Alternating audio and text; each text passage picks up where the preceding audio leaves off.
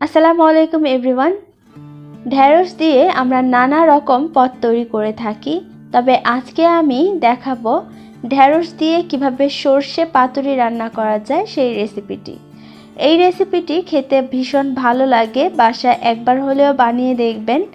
প্রথমেই একটা হাঁড়িতে দিয়ে দিচ্ছি 2 টেবিল চামচ সরিষার তেল, আর ঢেঁড়সগুলো এইভাবে কেটে নিয়েছি, এগুলো দিয়ে দিচ্ছি। ঢেঁড়সটাকে কিন্তু আস্ত রেখেছি, বাট মাঝখান থেকে একটু ফেড়ে দিয়েছি। এবার এর মধ্যে অল্প একটু হলুদ আর অল্প একটু লবণ দিয়ে এই ঢেঁড়সগুলোকে ভেজে নিতে হবে। ঢেঁড়সগুলো একটু দেখে নেবেন পাতুরি রান্নার ক্ষেত্রে যাতে কচি থাকে। এবার এগুলোকে একটু নেড়ে ভেজে নিতে হবে। দেখবেন কালারটা যখন এরকম চেঞ্জ হয়ে আসবে আর ঢেঁড়সটা একটু নরম হয়ে যাবে, তখন এই ঢেঁড়সগুলোকে উঠিয়ে নিতে হবে। ঢেঁড়সটা ভাজার কারণ হচ্ছে ঢেঁড়সে যে এক্সট্রা কাঁচা গন্ধ থাকে সেটা আর আসবে না। বাকি তেলে হাফ চা চামচ কালো জিরা দিয়েছি আর দিয়ে দিয়েছি হাফ কাপ পরিমাণ পেঁয়াজ কুচি। পেঁয়াজটাকে একটু নেড়ে ভেজে নিচ্ছি। পেঁয়াজটা যখন এরকম কালার চেঞ্জ হয়ে যাবে, ব্রাউন কালার চলে আসবে, তখন এর মধ্যে অল্প একটু পানি দিয়ে দিচ্ছি। পানিটা দেওয়া হয়ে গেলে দিয়ে দিচ্ছি সরিষা বাটা। আমি এখানে 2 টেবিল চামচ সাদা সরিষা বেটে নিয়েছি।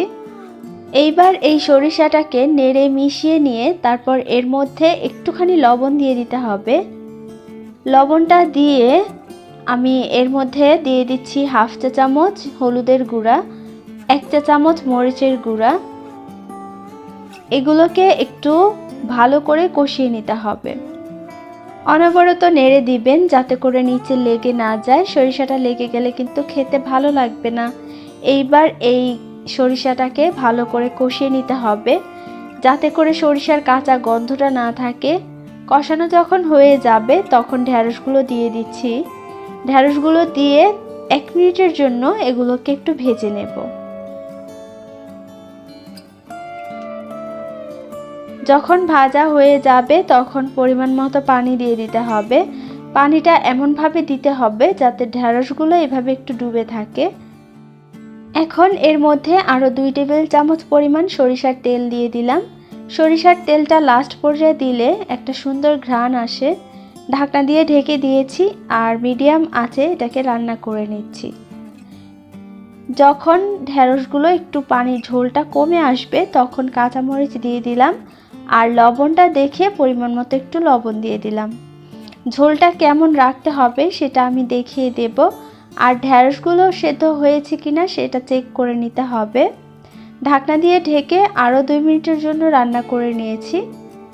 এখন দেখুন ঝোলটা কি পরিমাণে আছে, এই পরিমাণে রেখেই নামাতে হবে, নয়তো ঝোলটা কিন্তু নামানোর পর আরেকটু টেনে নেবে। এখন নামিয়ে নিচ্ছি। খুব সহজেই ঝটপটভাবে এইভাবে ঢেঁড়সের পাতুরিটা রান্না করতে পারেন। আজকের ভিডিওটা দেখার জন্য সবাইকে অনেক ধন্যবাদ জানিয়ে বিদায় নিচ্ছি। সবাই অনেক বেশি ভালো থাকবেন, সুস্থ থাকবেন। আল্লাহ হাফেজ।